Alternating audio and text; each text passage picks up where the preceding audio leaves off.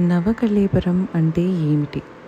నవ అంటే కొత్త, కళేబరం అంటే శరీరం, అంటే దేవుళ్లకు కొత్త శరీరాలు ఇవ్వటం.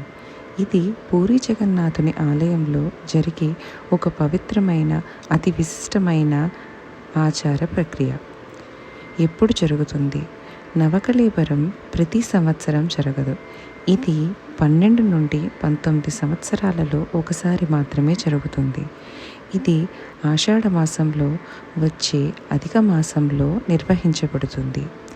ఎవరికి చేస్తారు? ఈ ఆచారం శ్రీ జగన్నాథుడు, సుభద్రమ్మ మరియు బలరామునికి మాత్రమే జరుగుతుంది.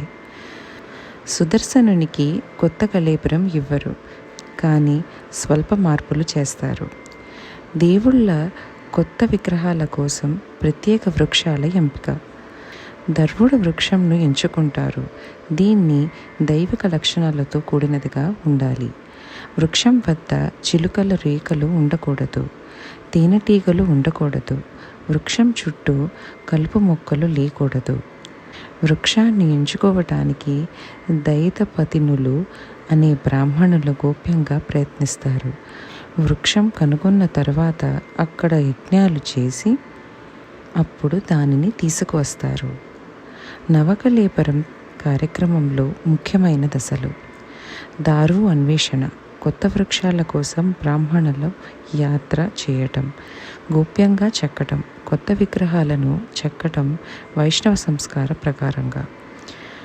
బ్రహ్మ పదార్థం మార్పు, పాత విగ్రహాల నుండి కొత్త విగ్రహాలలోకి అమూల్యమైన శక్తిని గోప్యంగా మారుస్తారు. పాత విగ్రహాల సమాధి, పాత విగ్రహాలను ఆలయ ఆవరణలో ఒక గోప్య స్థలంలో సమాధి చేస్తారు.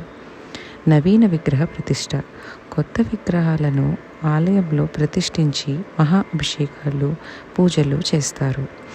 గోప్యత ఎంతగా ఉండాలి? బ్రహ్మపదార్థం మార్పు సమయంలో ఎవ్వరూ ఉండరాదు. ఇది అంధకారంలో తెరవని గదిలో చేయబడుతుంది. ఇది చేసిన బ్రాహ్మణులు కూడా తరువాత ఎవరితో మాట్లాడరు, వారు మౌనం పాటిస్తారు. ఇది అత్యంత రహస్యమైన ఆచారంగా పరిగణించబడుతుంది. నవకళేబరంలో భక్తుల విశ్వాసం: దేవుడికి శరీరం మారిన ఆత్మ ఒక్కటే. ఇది మానవుడి జననం, మరణం, పునర్జన్మ అనే తత్వాన్ని సూచిస్తుంది. ఇది భగవంతుడి లీలగా సమయచక్రాన్ని లోబడి ప్రదర్శించబడే అమూల్యమైన ఆనవాయితీ.